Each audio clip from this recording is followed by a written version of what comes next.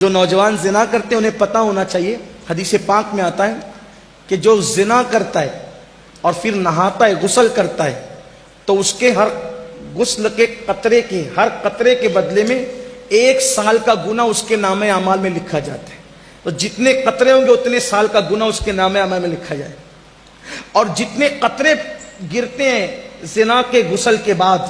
اس سے شیاطین پیدا ہوتے ہیں، وہ سارے شیاطین قیامت تک پاپ کریں گے، اور ان سب کے پاپ کا عذاب اس کے سر ڈالا جائے گا جس کے زنا کے غسل سے وہ شیاطین پیدا ہو۔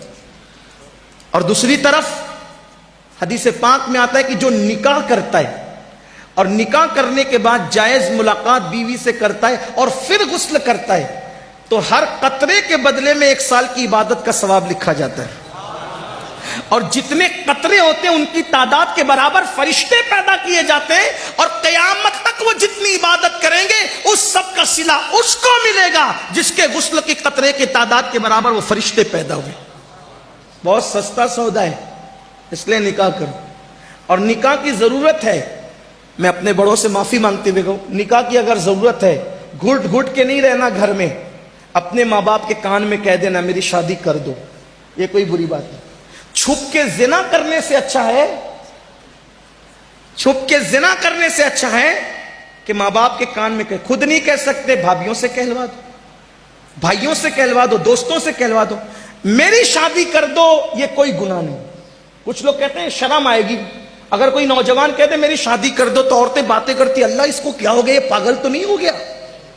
یہ ہمارے خاندان کی روایت تھی، اتنا بدبخت نکلا، اتنا مجرم نکلا، اتنا گندا نکلا، کہہ رہا میری شادی کر دو۔ میری بہن، زنا سے تو بہتر ہے نا وہ کہہ رہا ہے میری شادی کر دو۔ میں اپنے جوانوں کے ساتھ ہوں، میں تمہارے ساتھ، کہو اپنے ماں باپ سے، اور ماں باپ سے کہتا ہوں میرے بھائی اس سے پہلے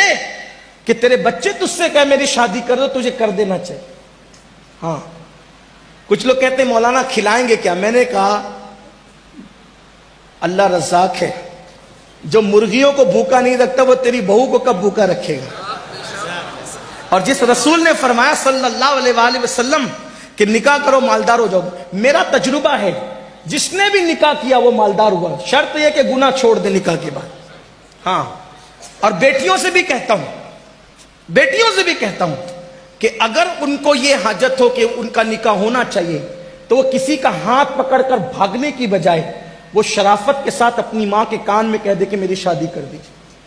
یہ بھی کوئی عیب نہیں، بیٹیوں کے لیے بھی عیب، کیونکہ جتنے حقوق بیٹوں کے اتنے حقوق بیٹیوں کے۔ جام نگر والوں یہ نہیں کہنا میں بگاڑنے کے لیے، واللہ کسی کا ہاتھ پکڑ کر بھاگنے سے تو اچھا ہے نا کہ تیرے کان میں تیری بیٹی کہہ دے کہ میری شادی کر دو۔ یہ کوئی جرم نہیں ہے، یہ کوئی گناہ نہیں ہے۔ اس لیے جہالت کی وادیوں سے نکلو، اسلام میں بہت وسعت ہے، جتنا فری اسلام انسان کو چھوڑتا ہے کوئی نہیں چھوڑتا، جتنا انجوائے اسلام کے پاس ہے، جتنا انجوائے اسلام کے پاس ہے کسی کے پاس نہیں ہے۔ ہاں، اور مذہب میں دھارمک ہے تو بائک پہ بیوی کو لے کے نہیں گھوم سکتے، توجہ کرنا، اور مذہب میں آدمی دھارمک ہے، مذہبی ہے، بیوی کو بائک پہ لے کے نہیں گھوم سکتا۔ میں نے کہا چھوڑ یار، ایسا دھارمک پن کیا چیز، میرے نبی نے تو سنت بنا دیا بیوی کو اپنی سواری پر بٹھانا۔ اتنا انجوائے ہے کسی مذہب میں؟ اوروں کے یہاں تو بیویاں ہی نہیں ہیں، اسی لیے سفید داڑھی ہونے کے بعد بھی زنا کے جرم میں لوگ جیل کی سزائیں کاٹتے ہیں۔ ہمارے یہاں تو الحمدللہ